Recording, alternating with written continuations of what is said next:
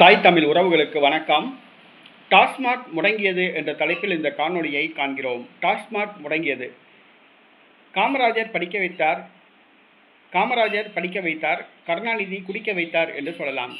கருணாநிதிக்கு பிறகு முதலமைச்சரானவர்கள் அனைவருமே ஜெயலலிதா, எடப்பாடி பழனிசாமி, OPS, MK ஸ்டாலின், விஜய் உள்ளிட்ட அனைவருமே இன்றைக்கு தமிழக இளைஞர்களை குடிக்க வைத்துக் கொண்டிருக்கிறார்கள். ஒரு தெருவுக்கு ஒரு பள்ளிக்கூடம் கிடையாது, ஒரு வார்டுக்கு ஒரு பள்ளிக்கூடம் கிடையாது, ஒரு வார்டுக்கு ஒரு ஆரம்ப சுகாதார நிலையம் கிடையாது. ஆனால் ஒரு வார்டுக்கு 3 டாஸ்மாக் கடை அப்படி திறந்து விட்டுருக்காங்க. இன்றைக்கி தமிழ்நாட்டில் சாராயம் ஆறு போல் ஓடிட்டுருக்கு. இந்த சூழ்நிலையில் கூட்ட நெரிசலை கட்டுப்படுத்துவதற்காக தமிழக அரசு மதுவிலக்குத்துறையானது ஒரு புதிய திட்டத்தை அறிமுகப்படுத்தியது.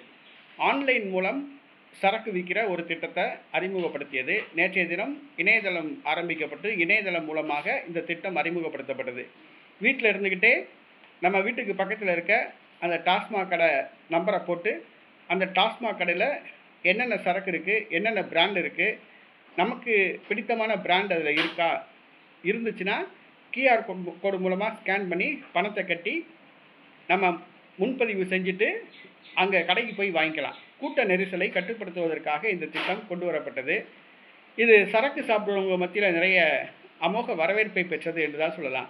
நேற்று ஒரே நாளில் ஏகப்பட்ட பேர் அந்த இணையதளத்தை பயன்படுத்தி முன்பதிவு செய்ய முயற்சி செஞ்சாங்க. கடைசியில் டாஸ்மாக் இணையதளம் நேற்று முடங்கிருச்சு. Server problem. ஒரே நாளில் சர்வர் ப்ராப்ளம். என்னன்னு கேட்டிங்கன்னா, இந்த டாஸ்மாக் மூலமாக இணையதளம் மூலமாக ஆன்லைன் மூலமாக சரக்கு விற்கிற இந்த திட்டம் குடிமகன்களுடைய அமோக வரவேற்பை பெற்றது. இதன் காரணமாக இன்றைக்கி நிறைய பேர் ஒரே நேரத்தில் ஆர்டர் பண்ணாங்க. இன்றைக்கி இணையதளம் முடங்கியிருக்கு. ஒரு புரட்சிகரமான ஒரு திட்டத்தை இன்றைக்கி தமிழ்நாடு அரசு கொண்டு வந்திருக்கு. ஆன்லைனில் சரக்கு விற்கிற ஒரு திட்டத்தை கொண்டு வந்திருக்கு. காரணம் என்னன்னு கேட்டிங்கன்னா, இந்த டாஸ்மாகில் கூட்ட நெரிசலை கட்டுப்படுத்துவதற்காக அப்படின்ட்டு. இன்றைக்கி பேருந்து நிலையத்தில் கூட்ட நெரிசலை கட்டுப்படுத்துறதுக்கு முயற்சி எடுக்கலை. அரசு மருத்துவமனைகளில் கூட்ட நெரிசலை கட்டுப்படுத்துவதற்கு எந்தவித முயற்சியும் எடுக்கலை.